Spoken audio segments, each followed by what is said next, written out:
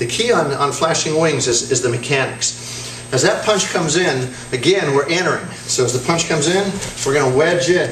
Now the key to this, a lot of guys blow this technique by swinging that arm around like a baseball bat. Does that work? Yes and no. It depends on what you're hitting, exactly what part you're hitting, and how big he is and how small you are. Okay? So, and that's a big flat motion. Now, Mr. Paul, he likes to really thrust that. So what ends up happening is instead of swinging that arm, we poke. And you get a really good reaction on that poke, because now that's a really pointy bone coming in on that. So again, as he comes in, I'm just loading in, and I'm going to thrust straight in, let that elbow hit the pocket, and then roll it over. There's my shot. From here, I'm just going to hook that arm down, get my wax on, wax off motion, catch the neck with a sword hand, continue to check, palm heel.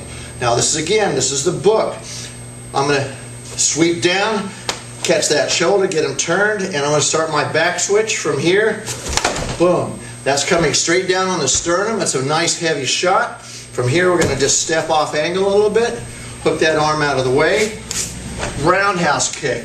When you think of this particular roundhouse kick, think more like a Muay Thai. You're taking your shin and you're dropping it, just collapsing it down and chopping down his leg.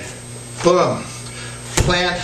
There's my adjustment step. Find out if he's still standing, and then a nice lateral shot, knife edge to the side of the knee. Okay? A little more fluid this time.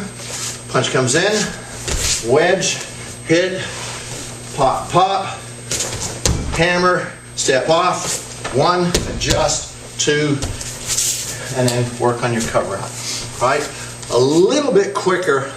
Actually, before we go to the little bit quicker part, let's play with kind of the way I do it.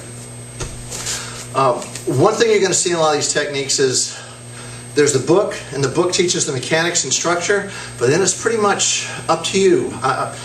I know this is blasphemy when you talk about the Parker system, and then if you don't do A, B, C, D, E, F, then you're not doing Parker Kempo, it's all wrong. Well, I don't believe that, and I know there's a lot of Kempoists out there that don't believe that. You fit the technique to you, all right?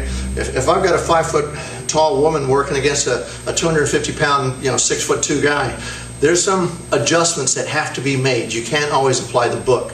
So, with that in mind, I still,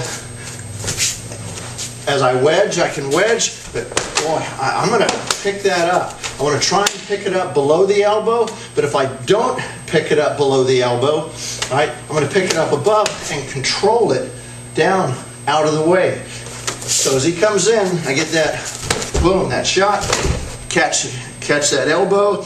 I still get to here. Now this is where I end, right? This is my book. As soon as I get that, boom, that palm shot, or that palm up to his jaw, I'm going to chop that arm out of the way, hack it, and then roll